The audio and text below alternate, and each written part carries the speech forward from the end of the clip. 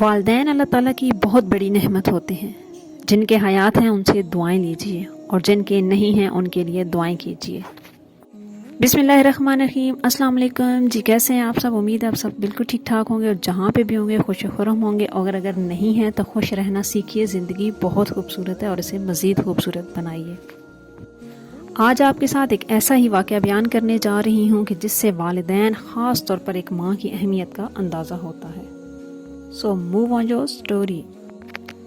ایک دیہاتی نے گارے مٹی سے اپنا گھر بنایا۔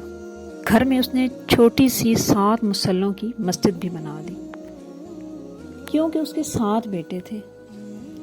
تعمیر مکمل ہوئی تو اس نے بیٹوں کو بلایا اور کہا کہ میں چاہتا ہوں کہ مسجد کی لپائی جنت کی مٹی سے کروں۔ تم سب بھائی جاؤ اور جنت کی مٹی تلاش کر کے لاؤ۔ بیٹے پریشان ہو گئے کہ جنت کی مٹی کہاں سے لائیں۔ باپ کا حکم تھا۔ 6 بیٹے ڈھونڈنے نکل کھڑے ہوئے، جبکہ سب سے چھوٹا اور 7واں بیٹا بیمار تھا، گھر پر ہی رہا۔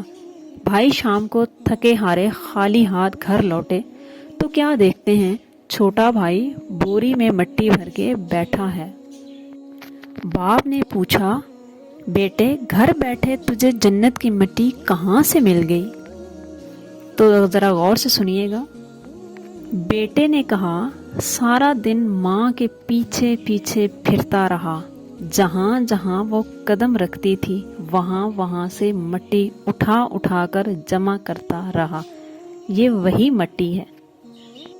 جی ہاں ناظرین، کتنی خوبصورت بات ہے، کیونکہ خدا نے خود ماں کے قدموں کے نیچے جنت رکھی ہے۔